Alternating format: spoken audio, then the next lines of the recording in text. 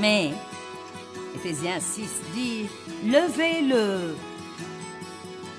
bouclier de la foi ». Il ne dit pas de le traîner avec vous. Il ne dit même pas « Oui, j'ai mon bouclier. Oui, monsieur, j'ai ce bouclier de la foi. Oh, je suis une femme de foi. Oui, eh bien, est-ce que vous levez le bouclier de la foi quand un de ces projectiles enflammés est...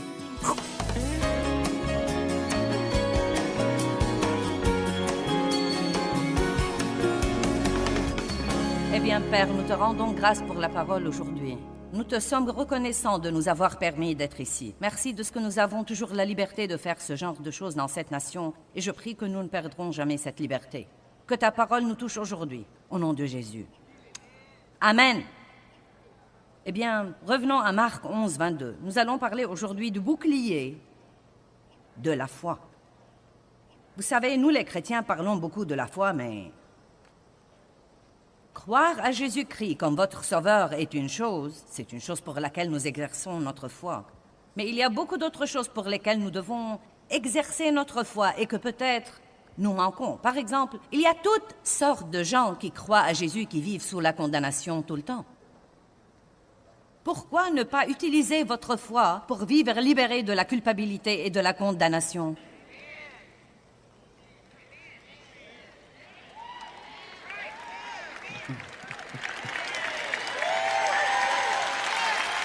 Si vous croyez que quand vous avez demandé à Dieu de vous pardonner vos péchés, qu'il les a éloignés de vous autant l'Orient est éloigné de l'Occident, qu'y a-t-il pour vous sentir toujours coupable?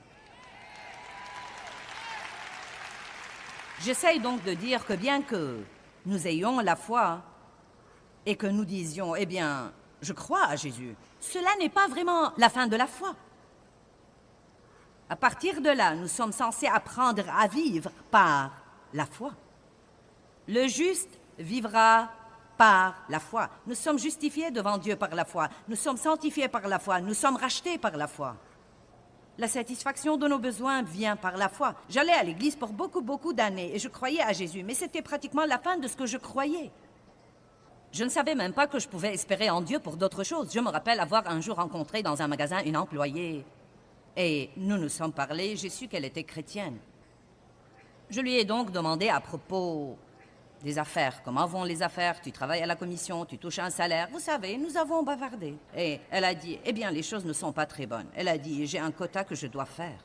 Et elle a dit, franchement, je ne l'ai pas fait et je suis inquiète que je puisse perdre mon travail. J'ai dit, eh bien, pourquoi ne pas prier que Dieu te donne grâce et amène les gens à venir à ton département pour acheter?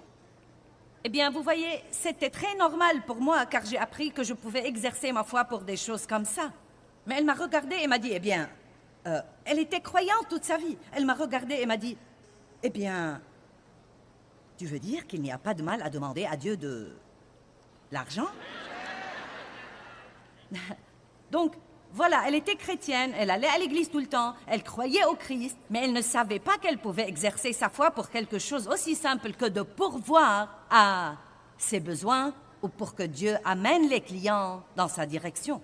Il n'y a rien pour lequel nous ne puissions pas prier, aucun besoin que nous ne puissions faire connaître à Dieu. Je ne dis pas que nous aurons tout ce que nous demandons, mais lorsqu'il s'agit de la satisfaction de nos besoins, nous pouvons exercer notre foi.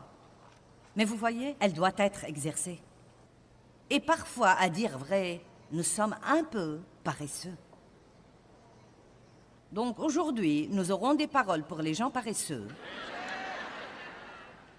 Et personne ici n'est paresseux. Vous vous êtes levé et vous êtes venu ici. Je ne peux donc pas dire que vous êtes paresseux. Mais peut-être qu'il y a quelqu'un qui nous regarde à la télé quelque part dans le monde, en Europe, en Afrique, en Inde, en Australie, aux États-Unis, et qui est un peu paresseux. Eh bien, c'est vraiment un peu trop d'effort. Prenons quelque chose de simple, comme prier sur la nourriture. Nous ferions mieux de prier sincèrement, car il y a des trucs là-dedans qui pourraient nous tuer si nous ne prions pas. Que faisons-nous en fait? Et j'en suis coupable aussi. Merci Seigneur pour cette nourriture, bénis-la dans mon corps au nom de Jésus, Amen. Ou parfois, après en avoir mangé la moitié, bénis le Seigneur, ô mon âme, que tout ce qui est en moi... Eh bien, nous faisons ça comme une obligation ou une habitude ou quelque chose que nous faisons normalement, mais la foi n'opère pas vraiment à moins de prendre un moment pour prier sincèrement. Père, je prie sur cette nourriture et je t'en remercie. Et je prie, Dieu, s'il y a quelque chose de nuisible en elle, que tu ne le laisses pas nuire à ma santé au nom de Jésus. Amen. Donc, avoir la foi est une chose. Et utiliser la foi et exercer la foi en est vraiment une autre. La Bible parle du bouclier de la foi. Et Marc 11, verset 22, qui est notre texte biblique de base, dit simplement « Ayez foi en Dieu constamment. » Et Jésus répondit et dit « Ayez foi en Dieu constamment. » J'aime ce verset.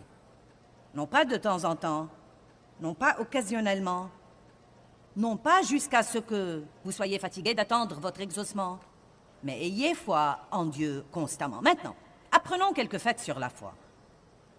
Tout d'abord, la foi peut grandir. Regardons 2 Thessaloniciens 1:3. La foi peut grandir, mais elle ne grandit que quand nous l'utilisons. Combien d'entre vous voudraient avoir une masse musculaire plus grande que celle que vous avez? Vous savez quoi? Vous ne pouvez pas prier pour ça. Non, mais aussi grande que soit votre foi, vous pouvez réunir tout un groupe de croyants remplis de foi et vous n'aurez pas plus de muscles par la prière. Vous savez, le seul moyen de l'avoir, c'est l'effort. Amen.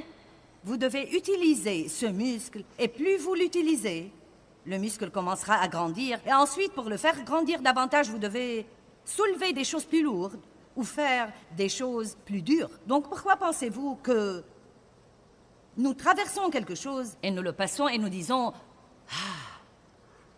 Et ensuite, il y a quelque chose de plus dur que la dernière chose. Donc, bien, nous traversons ça et c'est comme « Ah ». Et ensuite, une autre chose. Eh bien, au moment où nous arrivons à ce niveau-là, ces choses ne nous dérangent plus du tout. Amen. Quand j'ai d'abord commencé à aller au gymnase et à faire de l'exercice, j'ai commencé par ces petits poids qui pesaient environ 1,5 kg et j'étais comme... Eh bien, vous savez maintenant, 10 kilos ou 12,5 kg plus tard, et si je reviens à quelque chose comme ça, c'est comme... Ce n'est rien. Eh bien, certaines des choses que vous traversez en ce moment, comme vous grandissez dans la foi, ces choses ne seront rien par après. Vous ne les remarquerez pas. En réalité, je m'étonne des choses qui me vexaient avant. J'y repense maintenant et je me dis que c'était stupide que je me rende malheureuse toute la journée pour quelque chose de si ridicule. Donc, 2 Thessaloniciens 1:3. « Car votre foi fait de grands progrès et l'amour que vous avez les uns pour les autres s'accroît et abonde. » Donc, Paul dit, votre foi grandit et votre amour grandit. Votre foi grandit et votre amour grandit. Vous savez quoi? La foi ne grandit pas sans l'amour. Que veux-tu dire par là? Eh bien, tout d'abord, ma compréhension de l'amour de Dieu pour moi et votre compréhension de l'amour de Dieu pour vous doit grandir pour que votre foi grandisse. En fait, plus vous croyez que quelqu'un vous aime, plus vous serez prêt à lui faire vraiment confiance et prêt à vous fier à lui. Donc, si vous avez des problèmes avec la foi, je vous dirais de mettre cette leçon de côté et d'aller étudier l'amour de Dieu pour vous, d'être enraciné et fondé dans son amour, et ensuite vous reviendrez et ce ne sera pas aussi difficile d'avoir foi en lui. Nous sommes censés recevoir l'amour de Dieu, apprendre à nous aimer d'une façon équilibrée, aimer Dieu, et ensuite laisser cet amour passer par nous aux autres personnes. Galates 5:6 dit que la foi opère par l'amour. C'est pourquoi Marc 11 dit « Et quand vous êtes debout, en prière, si vous avez quelque chose contre quelqu'un, laissez tomber, oubliez, pardonnez. » Pourquoi? Parce que la foi n'opère pas sans l'amour. Si nous sommes fâchés contre quelqu'un, furieux contre quelqu'un, nous serons bouchés à l'intérieur et cet amour ne peut pas s'écouler par nous. Donc notre foi ne va pas opérer non plus. Il dit donc « Je suis heureux que votre foi grandisse et que votre amour les uns vers les autres s'accroisse aussi, et abonde. » Je crois que pendant les 25 dernières années dans l'Église, nous avons prêté beaucoup plus attention à la foi qu'à l'amour. Je vais répéter. Je crois que nous avons prêté beaucoup plus attention à la foi qu'à l'amour. Je le dirai même une troisième fois. Je crois que nous avons prêté beaucoup plus attention à la foi qu'à l'amour. Pourquoi? Parce que nous avons appris où nous pouvons utiliser notre foi et obtenir les choses que nous voulons. Mais bien que Dieu puisse avoir commencé à nous initier à la foi en nous enseignant ça, c'est pour un but beaucoup plus grand que d'avoir ce que nous voulons. Oui, il y a des choses que nous voulons et que nous avons besoin, que nous pouvons demander à Dieu par la foi. Mais la foi doit principalement être utilisée pour nous aider à traverser des choses en restant stable et fort, malgré tout ce qui se passe. Vous savez ce que Dieu veut plus que toute autre chose? Il veut une Église dans le monde entier remplie de croyants qui brillent comme des flambeaux et qui amènent tous les autres à se demander « Eh bien, comment pouvez-vous être comme ça avec tout ce qui se passe autour de vous dans le monde aujourd'hui ?» Plus que tout, il veut que nous soyons stables et que nous marchions dans l'amour et que nous ayons la paix et que nous ayons la joie. De simples petites choses. Le psaume 100, verset 2 dit « Servez le Seigneur avec joie ». Donc la foi et l'amour. Ne prêtez pas plus attention à la foi qu'à l'amour. La foi aussi, à notre fête sur la foi, nous l'exprimons par les paroles. 2 Corinthiens 4, 13. Je sais que c'est correct, je l'ai cherché ce matin. Il dit, « Et comme nous avons le même esprit de foi qu'avait celui qui a écrit, « J'ai cru et c'est pourquoi j'ai parlé. Nous aussi nous croyons et c'est pour cela que nous parlons. » Si vous voulez savoir la dimension de votre foi ou de celle de quelqu'un d'autre, écoutez-le. Et écoutez surtout dans les périodes difficiles.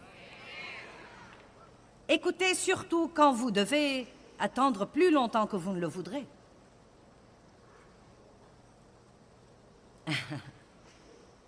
Écoutez surtout quand quelqu'un d'autre obtient ce que vous voulez et que vous ne l'avez pas encore obtenu. Et écoutez surtout quand quelqu'un vous maltraite et que le Seigneur ne vient pas pour vous justifier aussi vite que vous le voudrez. Alors vous commencerez à découvrir la vraie dimension de votre foi. Encore une fois, c'est différent de la foi par laquelle nous recevons Jésus-Christ. Nous croyons à Christ, nous croyons qu'il est mort pour nous et qu'il est notre seul espoir de salut. Et si vous n'avez pas encore ce salut, vous pouvez l'avoir en ce moment en invitant Christ à votre vie. Admettez que vous êtes pécheur, que vous voulez vous détourner du péché. Je suis désolé, Dieu, s'il te plaît, viens vivre au-dedans de moi et sauve-moi. C'est tellement simple que les gens le manquent. Donc nous avons la foi, nous l'avons, mais nous sommes censés apprendre à vivre par cette foi. Nous sommes censés apprendre à exercer cette foi pour tous les aspects de notre vie, et cela demande un peu de concentration et un peu d'application. La foi dissipe la crainte et le souci. Matthieu 6,30 dit « Ne vous inquiétez pas de la satisfaction de vos besoins. À chaque jour suffit sa peine. Ne vous inquiétez pas ni du lendemain ni d'hier.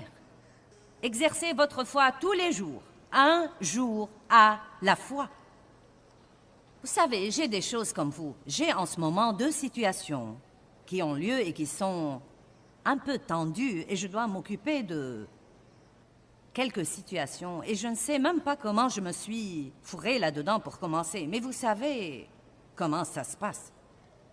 C'est un de ces trucs de « pourquoi moi ?» Vous savez pourquoi je dois faire ça?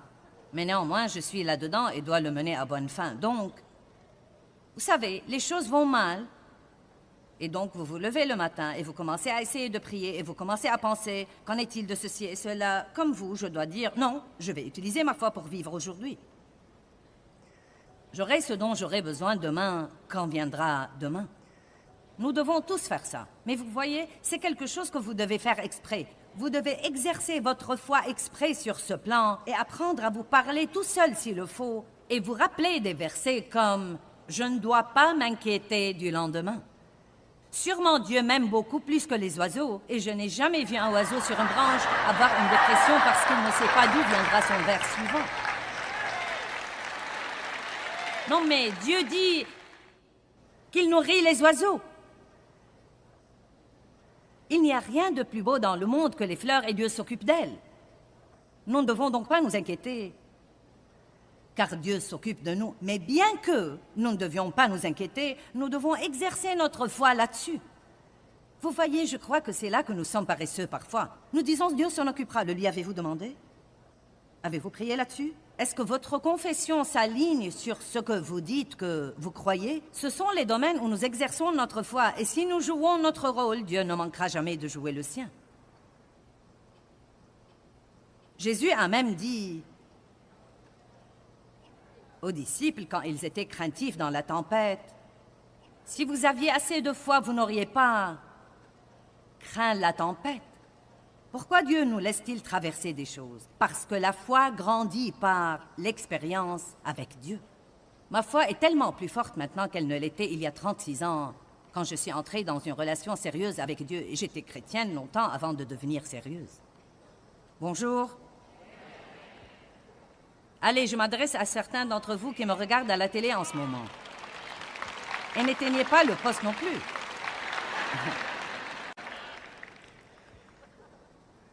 J'étais chrétienne longtemps avant de devenir sérieuse. J'avais assez de Dieu pour ne pas aller en enfer, mais pas assez pour pouvoir marcher dans la victoire.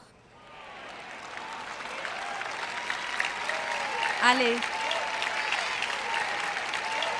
N'ayez pas assez de Dieu pour ne pas aller en enfer.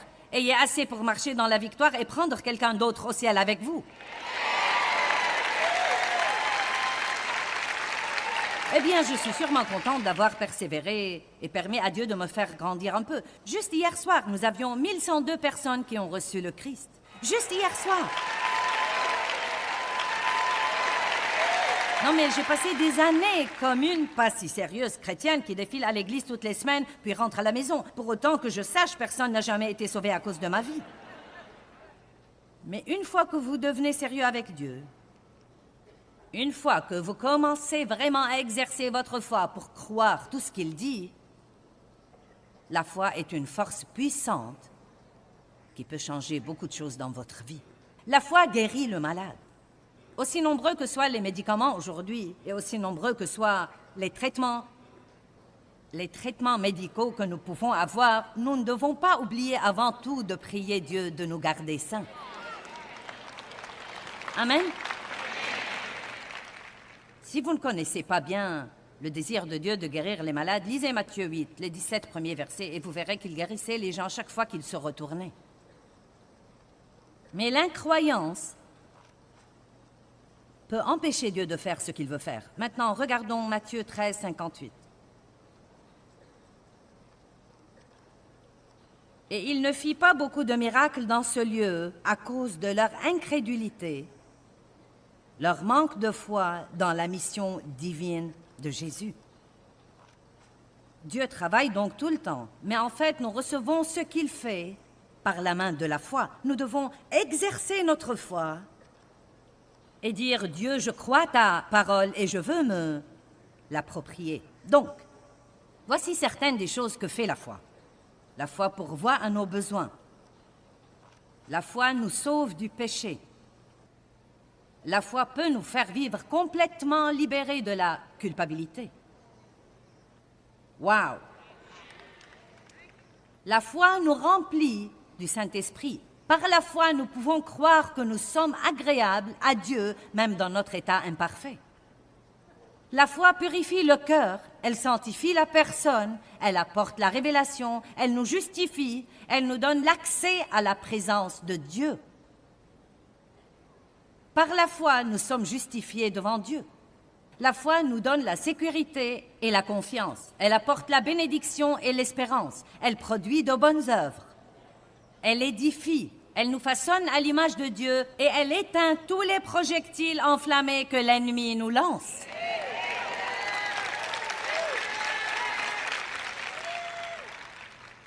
Mais, Éphésiens 6 dit, « Levez le bouclier de la foi. » Il ne dit pas de le traîner avec vous. Il ne dit même pas « Oui, Oui, j'ai mon bouclier. Oui, monsieur, j'ai ce bouclier de la foi. Ouh, je suis une femme de foi. Oui, eh bien, est-ce que vous levez le bouclier de la foi quand un de ces projectiles enflammés est...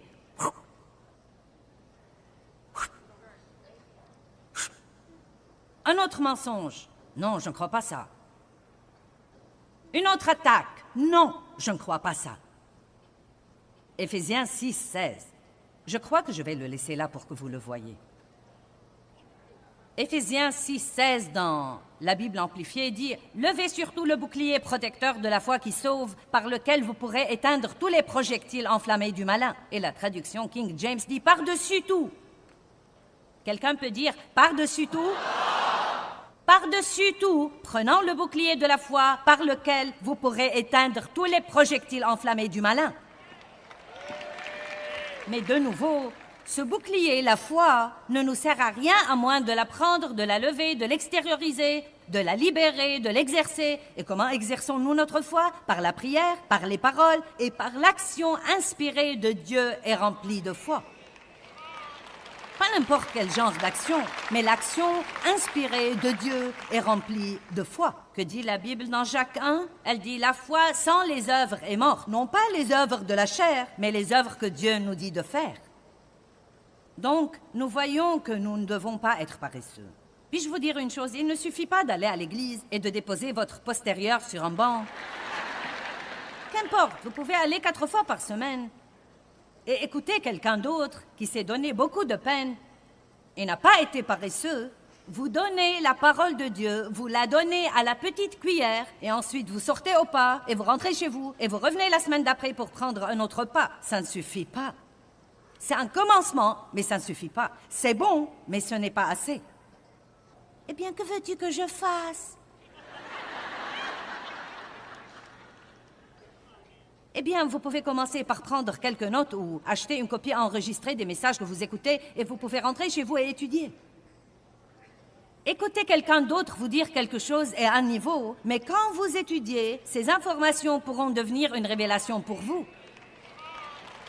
Ne passez pas votre vie à être la personne dont on doit s'occuper. Allez, laissez-moi répéter. C'est l'heure de la transition pour certains d'entre vous. Vous savez, nous voulons servir les gens, mais ne soyez pas la personne qui toute sa vie a besoin de recevoir le service. Soyez la personne qui aide quelqu'un d'autre. Pas seulement ça, je crois que quand nous recevons, nous en arrivons à un point où nous ne pouvons même plus recevoir si nous ne commençons pas à donner. La foi sans les œuvres est morte. Elle n'a pas de puissance. Aucune puissance. La foi devrait toujours venir avant les œuvres. Mais nous ne pouvons pas oublier les œuvres, et cela demande un effort. Combien d'entre vous savent que faire ce qu'il faut demande un effort? Allez, n'ayez pas juste assez de foi pour ne pas aller en enfer. Ayez assez de foi et exercez-la pour marcher dans la victoire et être une bénédiction pour quelqu'un d'autre. Je ne crois pas que nous devrions passer un jour sans être capables de dire « Je suis si content, Dieu, que tu m'aies permis d'être une bénédiction pour un tel aujourd'hui. » Dieu, j'ai pu encourager, j'ai pu élever, j'ai pu répondre à un besoin. J'ai pu partager ma foi avec quelqu'un. Les chrétiens paresseux ne restent jamais protégés contre les complots et les plans de Satan. Paresseux est un bon mot, n'est-ce pas? 2 Pierre, chapitre 1, verset 5, dit « Concentrez tous vos efforts dans l'exercice de votre foi. Concentrez tous vos efforts.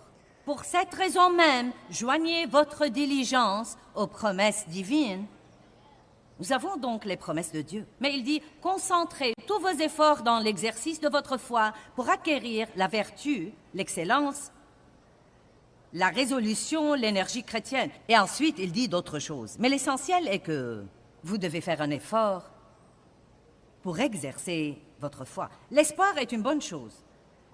Mais si l'espoir est du genre « si seulement », L'espoir est un parent très proche de la foi et je ne crois pas que vous pouvez avoir la foi sans l'espoir car l'espoir est une attente positive comme quoi quelque chose de bien va arriver. Vous devez donc avoir l'espoir avant même d'exercer votre foi. Mais beaucoup de gens n'ont rien de ça, ils se contentent de souhaiter. Si seulement j'avais. Nous n'avons pas besoin de souhait mais de volonté. Nous devons pouvoir nous lever et dire « Je vais jouer mon rôle par la puissance de Dieu ». Levez-vous chaque matin et prenez 10-15 minutes pour remercier Dieu pour ce qu'il fait et louez-le et exercez votre foi pour ce dont vous savez que vous avez besoin ce jour-là et pour ce qui peut survenir et exercer votre foi pour sortir en public et vous comporter en chrétien. Passez un moment en présence de Dieu et demandez-lui de vous remplir de la puissance du Saint-Esprit. J'aime Éphésiens 3 qui dit que Paul a prié qu'ils soient fortifiés dans leur homme intérieur et que le Saint-Esprit demeure au tréfonds de leur être et de leur personnalité. Je connais des personnes qui auraient besoin d'une bonne piqûre du Saint-Esprit dans leur personnalité. Faire confiance à Dieu est une des choses les plus importantes que nous devons apprendre à faire. Faire confiance à Dieu nous aide à avoir la paix et quand nous l'aurons, nous aurons la joie.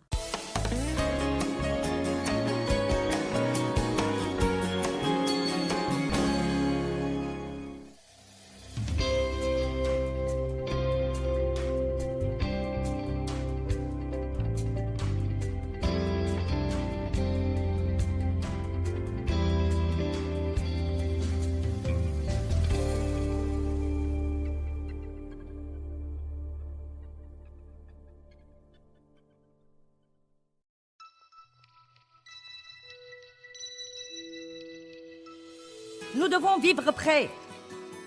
Nous devons vivre remplis de la puissance de Dieu, remplis de la parole de Dieu. Notre foi doit être aiguisée et nous devons lever le bouclier de la foi. Soyez prêts tout le temps. Si vous pensiez que Jésus reviendrait vendredi prochain, mince alors, vous seriez occupé et actif la semaine prochaine.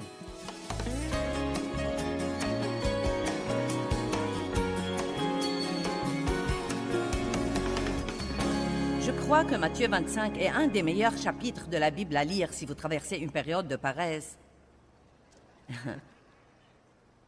et que vous voulez vous secouer. Vous savez, certains d'entre vous n'ont aucun problème avec la paresse, mais je vous demande un peu de patience, car beaucoup d'autres en ont. Et peut-être que vous travaillez dur physiquement et vous pensez « je ne suis pas paresseux », mais laissez-moi vous demander. Êtes-vous paresseux spirituellement? Il y a une différence entre être paresseux dans votre travail et être paresseux dans l'exercice de votre foi ou paresseux dans les choses de Dieu dont vous devez vous occuper.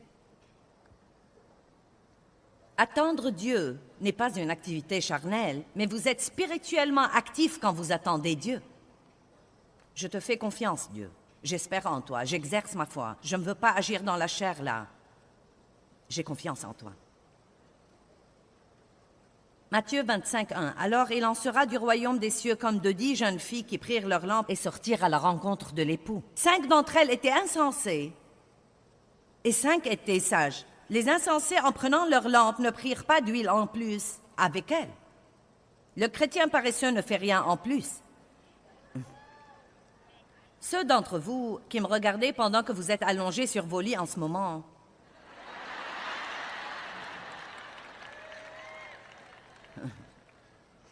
vous savez, vous n'êtes même pas sortis du lit.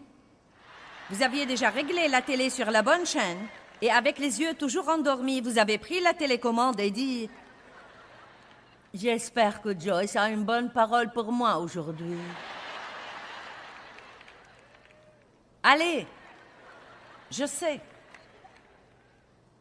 Eh bien, je suis heureuse, très heureuse de faire ceci, si ça va finalement vous faire sortir du lit et vous motiver pour commencer à exercer votre foi et être le genre de personne que Dieu veut que vous soyez pour que vous puissiez changer quelque chose dans la vie de quelqu'un d'autre. Quelqu'un m'a aidé pour que je puisse vous aider et je veux vous aider pour que vous puissiez aider quelqu'un d'autre. Nous ne sommes pas censés tout prendre et ne rien faire. Nous devons faire la guerre à la paresse. Faites quelque chose en plus. Il vous est peut-être un peu plus difficile de trouver le verset vous-même que d'appeler un ami et lui demander où c'est.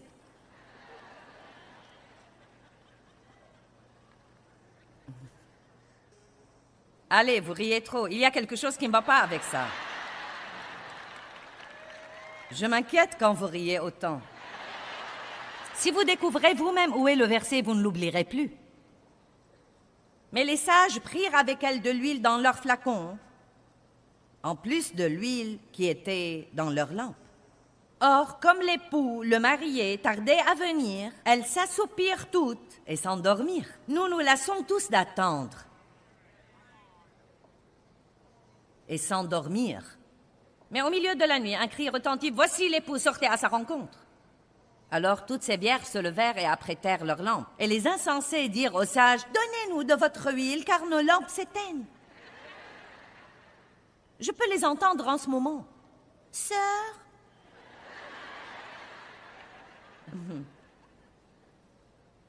je n'ai plus d'huile, puis-je avoir un peu de la tienne ?»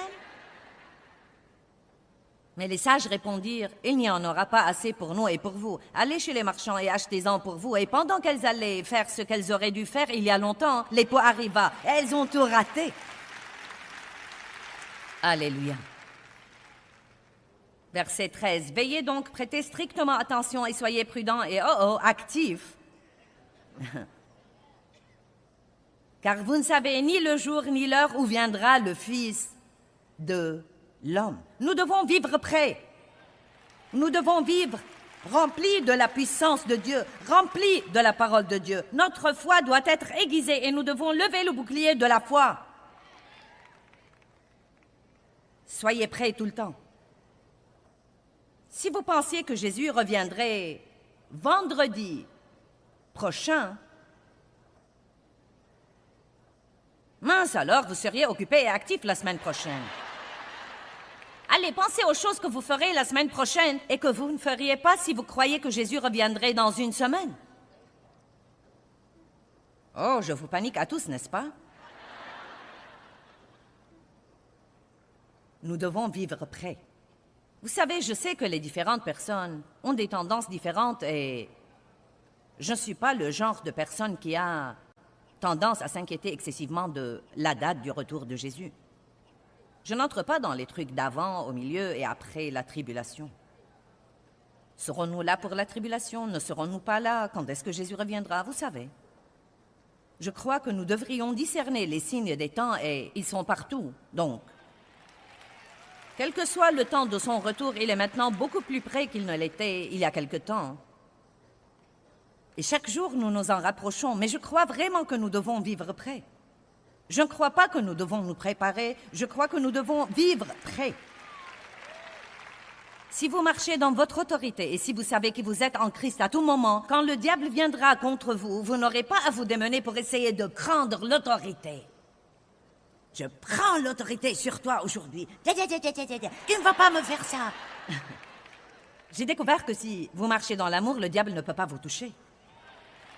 Il peut venir contre vous, mais il ne va pas gagner. Non, mais embrasé, en feu, brûlant d'amour. 1 Timothée 6,12 dit que nous devons combattre le bon combat de la foi. La foi est un combat parfois.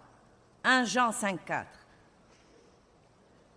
Parce que tout ce qui est né de Dieu triomphe du monde, et la victoire qui triomphe du monde, c'est notre foi. Maintenant, nous allons parler de quelque chose dont je n'ai jamais essayé de parler.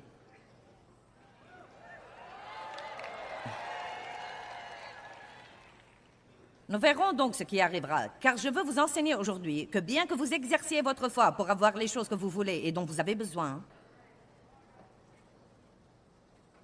qu'est-ce que vous êtes censé faire quand vous n'êtes pas exaucé? Ayez foi en Dieu constamment.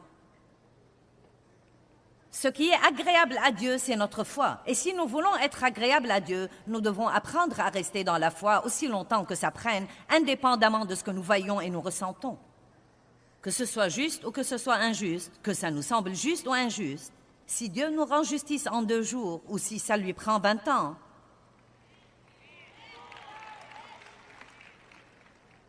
allez.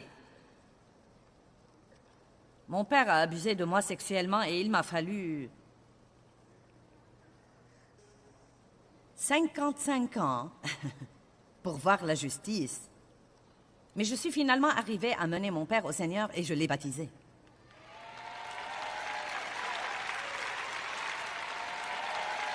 Ce n'est pas arrivé vite, mais c'est arrivé. Et vous savez quoi?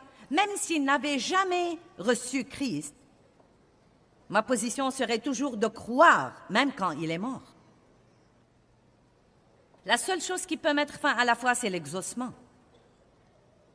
Allez maintenant. Donc, c'est intéressant que nous ayons dans la Bible ce qu'on appelle le Panthéon. Et je lisais ça les 2 derniers jours, et je dois vous dire encore une fois que je suis absolument étonnée. Vous dites, eh bien, pourquoi n'en as-tu jamais parlé dans une de tes réunions? Parce que... Placeur, fermez les portes. Parce que aucun de ces gens qui sont là ce soir dans le Panthéon de la foi n'a été exaucé. Maintenant, je ne m'attends pas à ce que vous m'applaudissiez et m'acclamiez. Vous n'avez pas besoin de faire ça. Mais ils sont morts en croyant toujours. Et la Bible nous dit qu'ils sont de bonne réputation et qu'ils sont un exemple pour nous aujourd'hui. Et pas seulement ça, la Bible nous dit qu'ils étaient soutenus et contrôlés par leur foi. J'aime vraiment ça. Puis-je vous dire quelque chose? Et si vous avez assez d'expérience avec Dieu, vous serez d'accord avec moi. Si vous avez assez d'expérience avec Dieu, dites un amen enthousiaste quand je dis ça. Oui, l'exaucement est la chose la plus merveilleuse. Mais ce n'est pas là que je veux l'amen. Mais à vrai dire, et croyez-moi, même si vous n'êtes pas exaucé et que vous avez une vraie foi, vous serez aussi heureux que si vous étiez exaucé.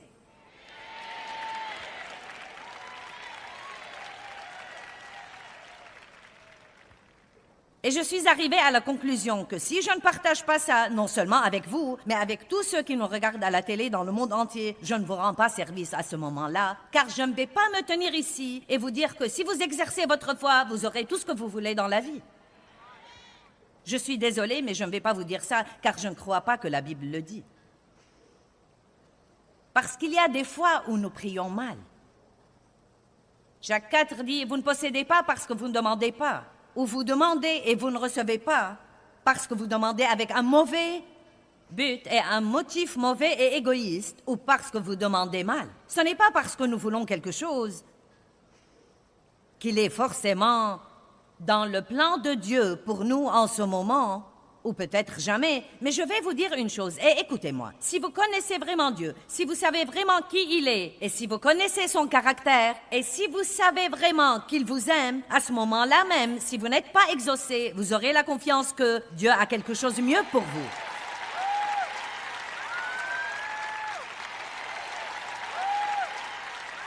À ce moment-là, la foi devient bonne. Dieu, si tu ne me le donnes pas, c'est que tu as quelque chose de mieux pour moi et je ne suis pas assez intelligente pour ça.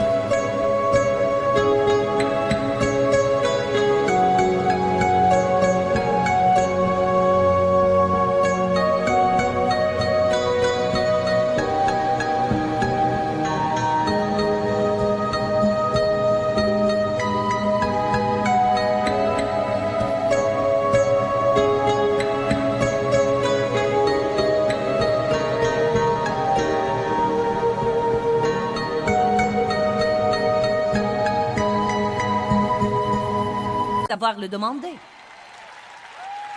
Pouvons-nous passer à ce genre de foi aujourd'hui où nous ne demandons pas quelque chose à Dieu, mais nous disons « Je te ferai confiance jusqu'au bout, je mourrai en croyant. » Je te ferai confiance, Dieu, car tu es bon, et tout dans ma vie marchera bien si je continue à me fier à toi. Pouvez-vous avoir cette confiance en Dieu? Élevez-vous à un nouveau niveau de paix et de joie. Et quand vous commencerez à vivre dans ce genre de foi, je ne dis pas que ça ne fait pas mal de ne pas avoir l'exaucement. Mais faire confiance à Dieu, faire vraiment confiance à Dieu, croyez-moi, vous donnera tellement de paix. Mais Joyce, ce n'est pas juste, ce n'est pas juste. Faites confiance à Dieu. Faites-lui confiance. Dieu, si ça prend plus longtemps que je ne croyais, c'est qu'il y a quelque chose que tu fais que je ne comprends pas et que je ne connais pas. Les voix de Dieu sont élevées au-dessus de nos voix. Donc maintenant, Hébreux 11. Or, la foi est la ferme assurance, la confirmation des choses qu'on espère, et la preuve des choses qu'on ne voit pas et la conviction de leur réalité. La foi perçoit comme un fait réel ce qui n'est pas encore révélé au sens. Donc, comprenez ça. La foi rend les choses réelles pour nous dans l'esprit, bien que nous ne les ayons pas dans le naturel. Verset 4. Incité par la foi, Abel offrit à Dieu un sacrifice meilleur et plus acceptable que celui de Caïn. Donc, la foi peut vous amener à donner ce que vous avez de mieux, alors que la crainte vous amène à garder le mieux et à donner ce qui ne vous dérange pas.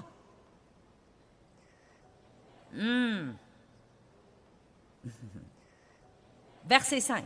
À cause de la foi, Enoch fut enlevé et transféré au ciel. La Bible dit qu'Enoch a marché avec Dieu et qu'il ne fut pas trouvé car Dieu l'avait enlevé. C'était vraiment passionnant. Chut. Où est allé Enoch?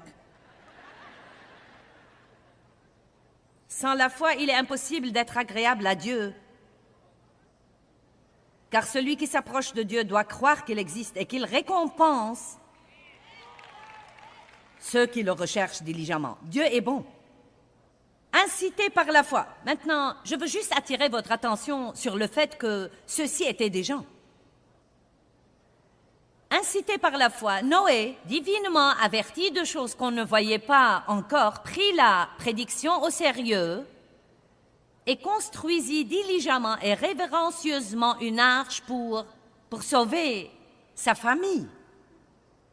Dieu lui avait parlé d'un déluge à venir, et vous devez comprendre, il ne savait pas ce qu'était la pluie.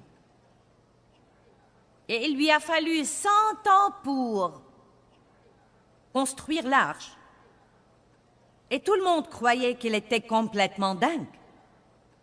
Maintenant, vraiment, vous n'y pensez pas. Pensez avec moi. Nous pouvons à peine finir notre déjeuner au travail si quelqu'un se moque de nous et si nous ne faisons pas partie du groupe. Je sais que je ne devrais probablement pas m'asseoir là et écouter ces histoires cochonnes. Mais tu sais, je me sens seule. Oh, ne vous asseyez pas là et n'ayez pas cet air. On s'est moqué de lui et on l'a raillé pendant 100 ans. Et il l'a fait comment? Par la foi. Je te fais confiance, Dieu. Je te fais confiance.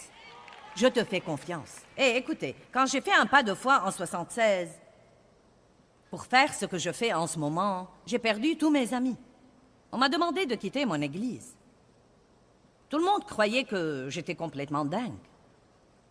Tu es appelé à faire quoi? Et la moitié du temps, je pensais que j'étais complètement dingue. Mais je suis toujours là. Amen. Et Noé a construit l'arche par la foi. Et il ne s'est pas noyé. Poussé par la foi, verset 8, répondant à l'appel, Abraham obéit et partit pour un pays qu'il devait recevoir en héritage. Et il partit sans s'inquiéter de savoir où il allait. J'aime ça. Pensez-y. Abraham avait une famille, avait un pays, avait une tente, avait du bétail. Et Dieu lui a dit, je ne peux pas faire ce que je veux faire par toi ici. Il faut quitter cet endroit et aller ailleurs. Bien Dieu, où veux-tu que j'aille? Eh bien, range tes affaires et commence à déménager et ensuite je te dirai. Allez, non mais croyons-nous vraiment que c'était comme, oh d'accord. Bien sûr, pas de problème. Pourquoi Dieu a-t-il dû faire ça? Peut-être quelque chose qu'Abraham ne comprenait pas à l'époque. Parfois, nous ne comprenons pas quand Dieu nous demande de faire quelque chose. C'est comme, pourquoi veux-tu que je fasse ça? Pourquoi je ne peux pas avoir un beau ministère où tout le monde m'applaudit et m'acclame? Non, mais après tout, je suis une femme douce qui essaye de faire ce qu'il faut et j'ai perdu tous mes amis et j'ai été chassée de mon église. Tout ce que j'avais pour être promue par Dieu était la solitude et le rejet. Mais cela m'a aidé à apprendre à bien connaître Dieu, car je n'avais plus que lui.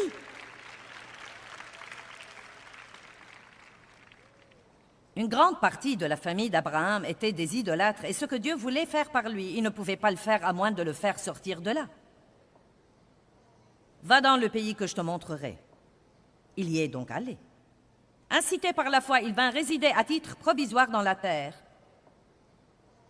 qui était désignée dans la promesse de Dieu, bien qu'il fût un étranger dans un pays étranger. Verset 10. Car il attendait avec impatience et en toute confiance. Il attendait comment? Avec foi. Il attendait avec foi. Eh bien, j'en ai assez d'attendre Dieu. Attendre, attendre, attendre. Quand, Dieu, quand?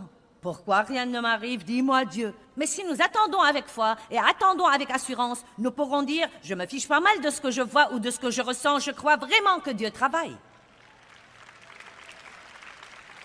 Je crois que Dieu travaille. Sarah, verset 11,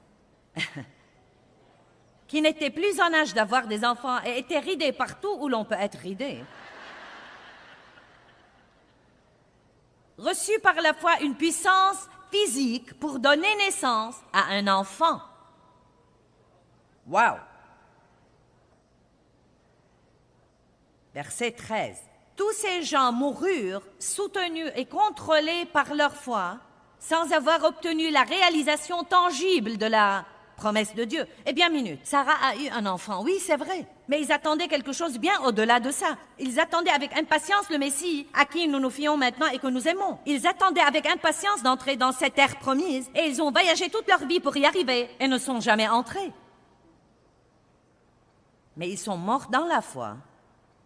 Et maintenant, ils sont dans le Panthéon, et vous savez, je n'ai pas le temps de leur rendre justice. J'y reviendrai donc peut-être une autre fois. Mais si vous passez à la page suivante, verset 17 dit, « Par la foi, Abraham, mis à l'épreuve, offrit son fils unique en sacrifice parce qu'il croyait que même si Dieu le laissait tuer Isaac, que Dieu était capable de le ressusciter. Abraham avait tellement de foi, il a dit que même la mort ne pouvait arrêter Dieu. Même la mort ne pouvait pas l'arrêter. Incité par la foi, verset 21, Jacob, sur le point de mourir, bénit chacun des fils de Joseph. Verset 22, poussé par la foi, Joseph, approchant de sa fin, évoqua la promesse de Dieu, comment les fils d'Israël sont sortis d'Égypte et se sont dirigés vers la terre promise, et donna des ordres au sujet de ses ossements. Il a dit, prenez mes ossements avec vous quand vous partirez d'ici, car mort ou vivant, je vais me retrouver dans la terre promise. Allez, est-ce que quelqu'un m'entend aujourd'hui?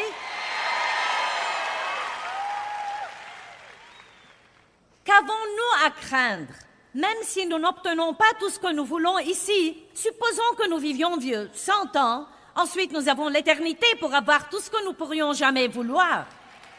Il n'y aura plus ni cris, ni larmes, ni tristesse, il n'y aura plus de nuit, Dieu lui-même sera notre soleil. Nous le connaîtrons comme il nous a connus. Et de quoi nous n'aurons pas besoin au soleil? De la foi.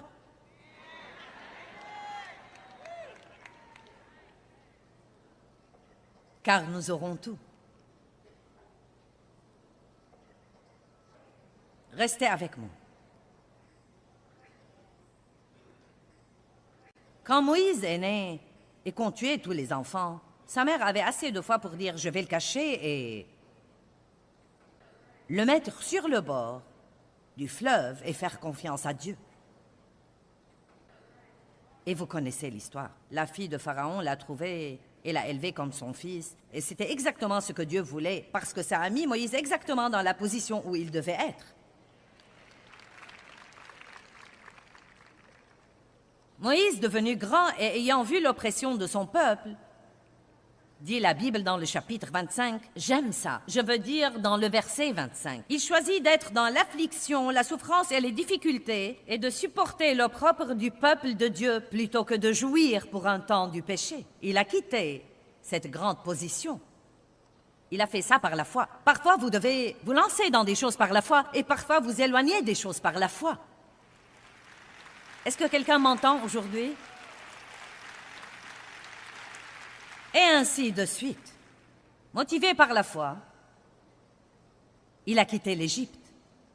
Verset 28. Par la foi simple et la confiance en Dieu, il a célébré la Pâque. Poussé par la foi. Verset 29. Le peuple traversa la mer Rouge. Je me demande ce que ça a fait à Moïse de voir la mer Rouge devant lui et l'armée égyptienne derrière lui. Et quand Dieu lui a dit avancez, excuse-moi Dieu, tu ne vois pas ce que je vois là? Allez, vous devez parfois mettre le pied à l'eau avant qu'elle ne se divise. Vous ne m'entendez pas? Peut-être que vous devez être un peu plus engagé que vous ne l'êtes en ce moment. Cette chose continue indéfiniment.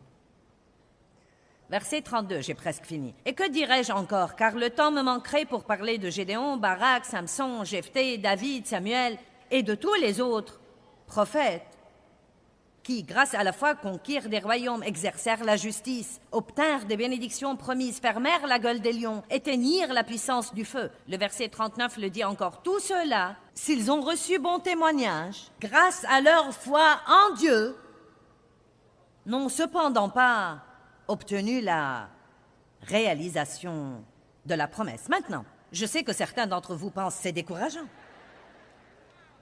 C'est exactement pourquoi je n'ai jamais pris la peine de partager tout ça dans une réunion. Car même comme prédicatrice, je ne suis pas trop ravie d'entendre tout le monde dire « Pourquoi donc tu fais ça? » Parce que je veux que vous sachiez que la foi n'est pas juste obtenir ce que vous voulez. La foi vous aide à traverser les moments où vous n'obtenez pas ce que vous voulez. Et laissez-moi vous dire quelque chose. Dieu s'occupera toujours de vous. Peut-être que vous n'aurez pas toutes les choses que vous voulez ou vous souhaitez avoir, mais Dieu s'occupera toujours de vous. Dieu s'occupera toujours de vous.